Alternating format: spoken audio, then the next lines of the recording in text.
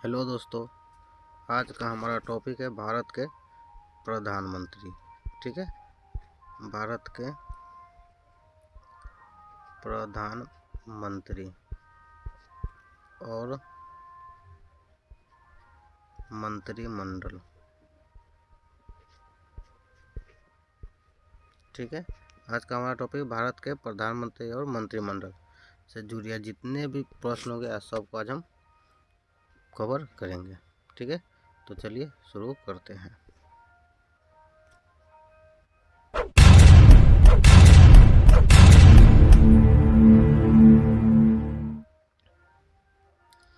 ठीक है, तो आज का हमारा टॉपिक क्या है?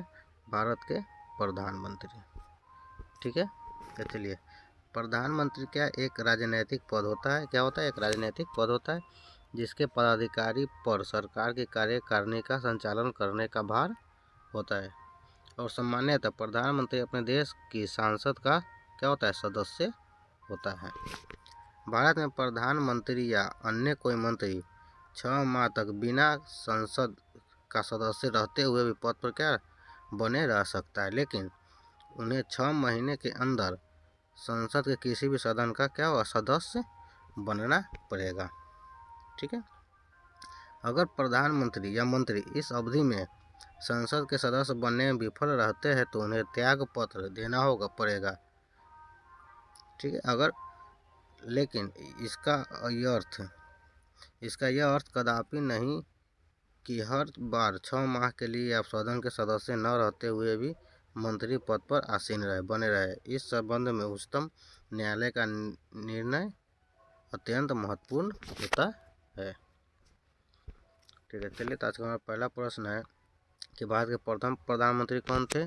तो पंडित जवाहरलाल नेहरू। दूसरा प्रश्न है, भारत के वर्तमान प्रधानमंत्री कौन है? तो है नरेंद्र मोदी। तीसरा, भारत के प्रधानमंत्री की नियुक्ति कौन करता है? तो वो कौन करता है? राष्ट्रपति। आगे, कौन से प्रधानमंत्री सबसे अधिक समय तक रहे? तो वो है पंडित जवाहरलाल नेहरू। आगे हमारा, प्रधानमंत्री पद से त्याग पत्र देने वाले पहले प्रधानमंत्री कौन थे? तो वो थे मोरारजी देसाई, जो प्रधानमंत्री पद से त्याग पत्र दिए हुए थे। हमारा आगे का प्रश्न है कि प्रधानमंत्री बनने के लिए न्यूनतम आयु कितनी होती है? तो 25 वर्ष। प्रधानमंत्री कार्यकाल कितना समय का होता है? तो 5 वर्ष का। भारतीय संविधान के अनुसार तथ्यात्मक संप्रभुता किसमें निहित होती है? तो वो होती है प्रधानमंत्री में। हमारा आगे का प्रश्न है कि प्रधानमंत्री को पद एवं गोपनीयता की शपथ कौन दिलाता है? तो राष्ट्रपति दिलाता है। कौन दिलाता है? राष्ट्रपति। किस प्रधानमंत्री ने एक बार अपने पद से हटने के बाद दोबारा पद संभाला था? तो थी कौन? श्रीमती इंदिरा गांधी, जो एक बार अपने पद से हटने के बाद भी दोबारा पद वो वही संभाली थी। चलिए, आगे का प्रश्न है कि जवाहरलाल नेहरू के बाद भारत के प्रधानमंत्री कौन बने? तो वो थे गुलजारी लाल नंदा। सबसे कम उम्र के प्रधानमंत्री कौन बने थे? तो राजीव गांधी। आगे प्रश्न है कि लोकसभा में बहुमत दल का नेता कौन होता है? तो होता है प्रधानमंत्री। कौन होता है? प्रधानमंत्री। संसदीय शासन प्रणाली में वास्तविक कार्यपालिका की शक्ति किसके पास होती है? तो होती है प्रधानमंत्री के पास। किसके पास होती है? प्रधानमंत्री के पास। कौन से प्रधानमंत्री एक भी दिन संसद नहीं गए? तो थे चौधरी चरण सिंह। कौन थे? तो चौधरी चरण सिंह। आगे का प्रश्न है कि किस प्रधानमंत्री की नियुक्ति के समय वे किसी भी सदन के सदस्य नहीं थे? तो वो थे HD गौड़ा, जो किसी भी सदन के सदस्य नहीं थे। हमारा आगे का प्रश्न है कि योजना आयोग के अध्यक्ष कौन होता है? तो योजना आयोग के अध्यक्ष प्रधानमंत्री होते हैं। आगे का प्रश्न है कि संघीय मंत्रिमंडल की बैठक का सभापति कौन होता है? तो होते हैं प्रधानमंत्री। कौन होते हैं? प्रधानमंत्री। चलिए, हमारा आ गया अब मंत्रिमंडल। क्या है? मंत्रिमंडल। अभी तक आप लोगों ने मेरा चैनल सब्सक्राइब नहीं किया है तो जल्दी कर ले। आगे क्या क्या है? मंत्रिमंडल। तो केंद्रीय मंत्रिमंडल नामक एक छोटी कार्यकारी निकाय भारत में सर्वोच्च निर्णय लेने की संस्था है। क्या है? ठीक है, केवल प्रधानमंत्री और कैबिनेट मंत्री ही कैबिनेट के सदस्य होते हैं।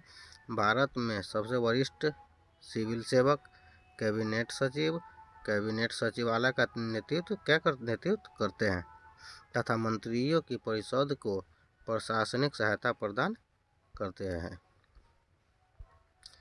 चलिए, इसमें पहला प्रश्न है कि कार्यपालिका की समस्त सत्ता किसमें निहित होती है? तो होती है मंत्री परिषद में। किसमें होती है? मंत्री परिषद में। हमारा दूसरा प्रश्न है कि संघीय मंत्री परिषद के मंत्री किसके प्रति उत्तरदायी होते हैं? तो होते हैं लोकसभा के प्रति। किसके प्रति? लोकसभा के प्रति। हमारा तीसरा प्रश्न है कि भारत में किसी भी सदन का सदस्य बने बिना कोई भी व्यक्ति मंत्री पद पर कितने दिनों तक रह सकता है? तो है 6 माह तक। कितने माह तक? 6 माह तक। संविधान में किस अनुच्छेद में मंत्री परिषद की नियुक्ति व पदच्युति का प्रावधान है? तो है अनुच्छेद 75। कितने अनुच्छेद है? तो अनुच्छेद 75। हमारा प्रश्न है कि मंत्रिमंडल का गठन कौन करता है? तो है केंद्रीय मंत्री। कौन करता है? केंद्रीय मंत्री। स्वतंत्र भारत के प्रथम कानून मंत्री कौन थे? तो थे डॉक्टर भीमराव अंबेडकर। कौन थे? डॉक्टर भीमराव अंबेडकर। हमारा आगे प्रश्न, संसद में मंत्री परिषद कौन सा प्रस्ताव रख सकती है? तो है विश्वास प्रस्ताव। कौन सा प्रस्ताव? विश्वास प्रस्ताव। हमारा आगे का प्रश्न है कि मंत्री परिषद के सदस्यों गोपनीयता का शपथ कौन दिलाता है? तो है राष्ट्रपति। कौन दिलाता है? तो राष्ट्रपति। हमारा आगे का प्रश्न है कि भारत के मंत्री परिषद में अधिकतम सदस्य कहाँ से लिए जाते हैं? तो है लोकसभा से। कहाँ से लिए जाते हैं? लोकसभा से। आगे है कि स्वतंत्र भारत के प्रथम प्रतिरक्षा मंत्री कौन थे? तो थे सरदार वल्लभ भाई पटेल। कौन थे?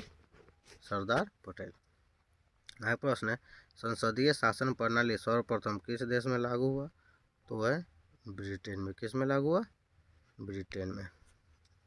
तो चलिए, आज के लिए इतना ही। अगर आप लोगों ने मेरा वीडियो लाइक नहीं किया है और सब्सक्राइब नहीं किया है तो जल्दी कर ले।